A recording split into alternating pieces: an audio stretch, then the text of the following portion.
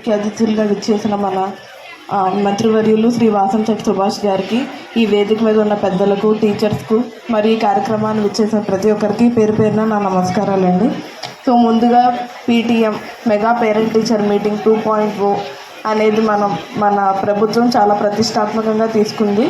So last time మనం చేసాము, దానికి కన్నా ఎక్కువగా ఇది చేద్దాము. ఇందులో 2.34 crores పీపుల్, అంటే ఒకేసారి పిల్లలు, తల్లిదండ్రులు, టీచర్స్ అందరూ కలిపి ఈ ప్రోగ్రామ్ని చేసి దీన్ని ఒక గిన్నీస్ వరల్డ్ రికార్డ్గా చేద్దాము అని చెప్పి ఈరోజు 10th మనకి ఈ ప్రోగ్రామ్ అనేది ప్రారంభించడం జరిగింది.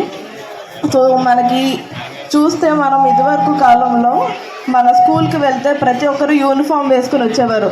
ఒకరు యూనిఫామ్ ఒకలాగా, ఒకరికి యూనిఫామ్ ఒకలాగా అనిపించేది. షూస్ చూస్తే ఒకరు చిరిగిపోయి ఒకరిది మామూలుగా ఉండేటట్టు అనిపించేది.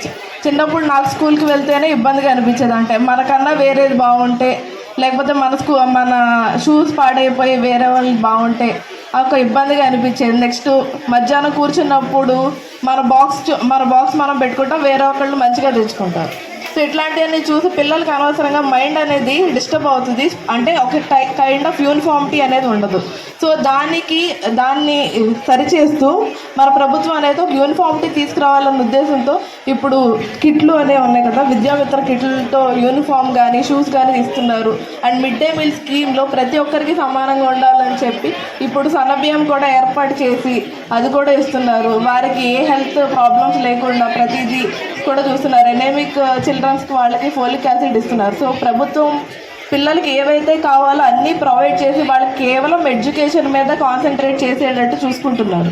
సో ఈ అవకాశాన్ని పిల్లలు మరియు తల్లిదండ్రులు కూడా ఉపయోగించుకోవాలి. సో మనకి ఒక కొటేషన్ ఉంది, education is most powerful weapon to change the world అనేది. సో అందరికీ తెలుసు ఎడ్యుకేషన్ అనేది ఎంత మోస్ట్ పవర్ఫుల్ వెపన్. వరల్డే చేంజ్ చేయక్కర్లేదు. ఇందాక మన హెచ్ఎం గారితో మాట్లాడుతుంటే ఇక్కడ వాటర్ అనేది కొంతమంది అలూమినియస్ కానీ లేకపోతే డోనర్స్ కానీ ఇక్కడ చదువుకున్న వాళ్ళు ఇస్తున్నారు. లేకపోతే ఇక్కడ మన మున్సిపల్ చైర్మన్ గారు ఉన్నారు, ఈ స్కూల్లోనే చదువుకున్నారని చెప్తున్నారు. సో వీరందరూ ఎడ్యుకేషన్ వల్ల మనకి ఇక్కడ ఏదో ఒకటి చేసి స్కూల్ని, మనం చదువుకున్న స్కూల్నే కొంత మార్పు తీసుకొస్తున్నారు. సో మన వరల్డ్ ఏమి చేంజ్ చేయక్కర్లేదు, మనం చదువుకున్న స్కూల్ని కూడా మనం బాగు చేసుకోవచ్చు అన్నది కూడా తెలుస్తుంది దీనిలో. సో ప్రతి ఒక్కరూ కూడా ఈ ఎడ్యుకేషన్ చాలా ఇంపార్టెంట్గా తీసుకుంటారు అనుకుంటున్నాను. సో వితౌట్ ఎడ్యుకేషన్ నేను కూడా ఇక్కడ నిలబడి మాట్లాడలేనేమో.